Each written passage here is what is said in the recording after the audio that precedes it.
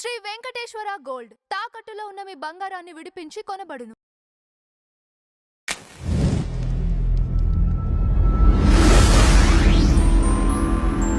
Sir, Tollywood star నిర్మాత దిల్ రాజు గారి cinema కోసం బాలీవుడ్ స్టార్ హీరో సల్మాన్ ఖాన్ గారు పారితోషికం తగ్గించుకున్నాడని 50 కోట్ల రూపాయలు అనేది వినిపిస్తుంది సార్.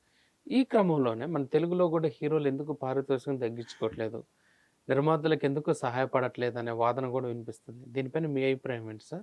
అంటే నిర్మాతలకి సహకరించడం అనే దానికంటే కూడా మార్కెట్ విస్తృతి, కొత్త మార్కెట్లు ఓపెన్ అవుతూ ఉండగా రెమ్యూనరేషన్లు పెరుగుతూ ఉంటాయి.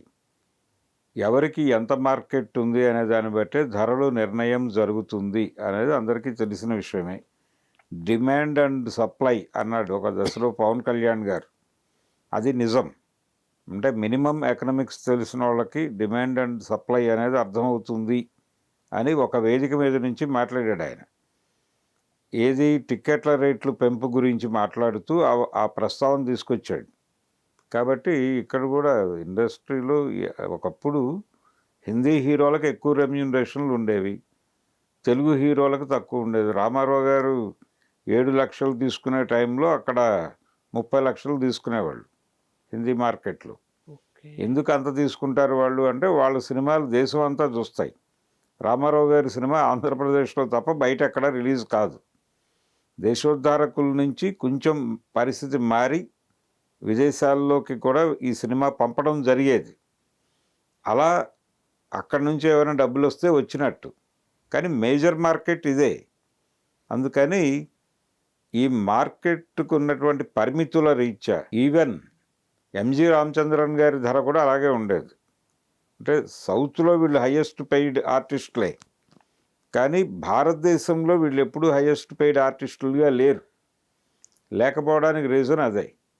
ఒక దశలో చిరంజీవి గారు లోకల్ మార్కెట్లోనే పెద్ద అమౌంట్ తీసుకున్నాడు, అంటే ₹1,00,00,000 తీసుకున్నాడు అనేది ఆ రోజుల్లో ఒక సెన్సేషనల్ న్యూస్. కాబట్టి బిగ్గర్ దాన్ బచ్చన్ అని చెప్పి ఇండియా టుడేకి హెడ్డింగ్ పెట్టారు. చిరంజీవి అమితాబ్ బచ్చన్ కంపేర్ చేస్తూ ఒక రైటప్ రాసి బిగ్గర్ దాన్ బచ్చన్ అని రాశారు. అప్పటికి ఆయన కూడా కోటి తీసుకోవట్లేదు. ఒక లోకల్ మార్కెట్ హీరో అంత తీసుకోవటం ఏమిటి అనేది న్యూస్ అప్పుడు. కనుక హీరోల రెమ్యూనరేషన్లు, మార్కెట్టు, వాళ్ళ సక్సెస్లు, వాళ్ళ ముందు సినిమా వసూళ్ళు, వీటి ఆధారంగా నిర్ణయం జరుగుతుంది. సల్మాన్ ఖాన్ గారి ధర తగ్గించుకోవటానికి అవేవో ఉండుంటాయి రీజన్స్. ఇప్పుడు ఇంకొక పెను ప్రమాదం ఎదురవుతోంది. ఇప్పుడు సల్మాన్ ఖాన్ తగ్గించుకున్నాడు కాబట్టి తెలుగు హీరోలు తగ్గించుకోవాలి. నిజానికి రెమ్యూనరేషన్లు తగ్గించుకోవాల్సిన అవసరం ఉంది. వీళ్ళని ప్రొడక్షన్లో భాగస్వాములను చేయాలనే ఆలోచన ఉంది కొంతమంది నిర్మాతలకి. అది మాట్లాడుతున్నారు కానీ వర్కౌట్ అవ్వట్లా. అక్కడ విషయం ఏంటంటే వీళ్ళని ప్రాజెక్ట్లో భాగస్వాములను చేసి సినిమా జయాపజయాలతో సంబంధం లేకుండా వచ్చిన వసూళ్లలో ఈ పర్సంటేజ్ ఇస్తాను మీకు, అది 10 ఇస్తారా, 15 ఇస్తారా, 20 ఇస్తారా అనేది ఏదో ఒకటి రాసుకోవాలి, ఒక లెక్క. ఆ ప్రకారం మొత్తం బిజినెస్లో ఆయనకి ఆ వాటా ఇచ్చేస్తే క్లోజ్. అలా బిజినెస్లో భాగస్వామ్యం తీసుకోవటం అనేది పాత రోజుల్లో కూడా ఉంది. చిరంజీవి గారు ఒక ఏరియా తీసుకునేవాడు తన రేట్ కింద. అక్కడ వచ్చిన డబ్బులే తన రెమ్యూనరేషన్. అక్కడ ఒక సినిమా 1 కోటి కలెక్ట్ చేయొచ్చు, ఆ ₹1,00,00,000 ఆయన రెమ్యూనరేషన్. ఒక సినిమా 70 దగ్గర ఆగచ్చు, అప్పుడు 70 లక్షలే రెమ్యూనరేషన్. ఇంకో సినిమా 50 దగ్గర ఆగచ్చు, అప్పుడు 50. ఆ తర్వాత సినిమా 2 కోట్లు కలెక్ట్ చేయొచ్చు, అప్పుడు 2 కోట్లకి వెళ్ళిపోద్ది అమాత్నం ఈ రెమ్యూనరేషన్. ఈ క్యాలిక్యులేషన్లో నడిచింది ఇండస్ట్రీ. సో ఇప్పుడు కూడా ఉందా గొడవ. ఓటీటీ హక్కులో, థియేట్రికల్ హక్కులో ఏదో ఒక హక్కులు ఇస్తున్నారు. ఈ పద్ధతిలోనే నడుస్తుంది రేపు కూడా.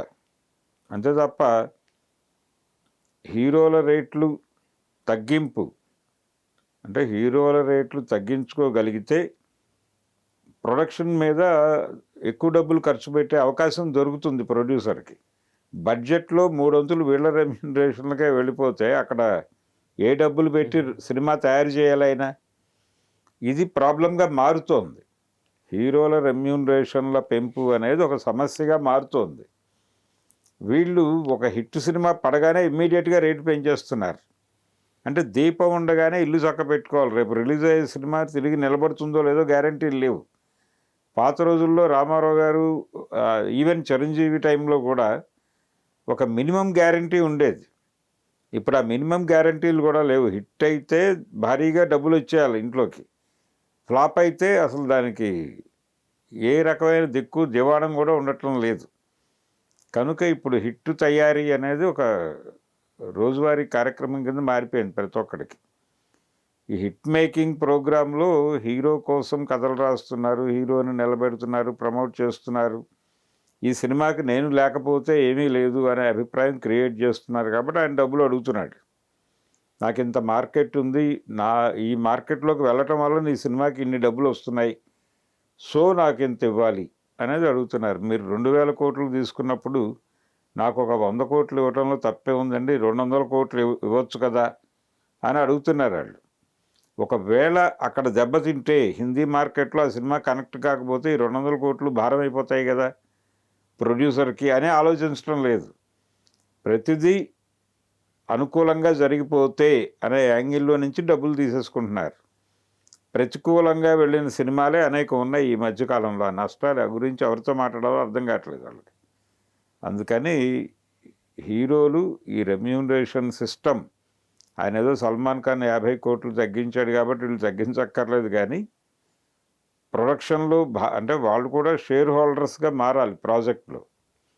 మారి వచ్చిన లాభాన్ని నష్టాన్ని కూడా షేర్ చేసుకోవాలి. లాభం వస్తే మీరు ఇన్వెస్టర్, మీ నటనతో మీరు ఇన్వెస్ట్ చేస్తున్నారు, దానిలో మీ ఇన్వెస్ట్మెంట్ ప్రాపర్గా వర్కౌట్ అయితే డబ్బులు వస్తాయి సినిమాకి. ఆ వచ్చిన డబ్బుల్లో మీరు రాసుకున్న అగ్రిమెంట్ ప్రకారం ఆ డబ్బులు తీసుకుని వెళ్ళిపోండి. మిగిలిన గొడవతో మీకు సంబంధం లేదు. అలాంటి పరిస్థితి వస్తే తప్ప సినిమా పరిశ్రమ బాగుపడదు. లేకపోతే ఇవే గొడవలు ఇలాగే కొనసాగుతూ ఉంటాయి జీవితాంతం.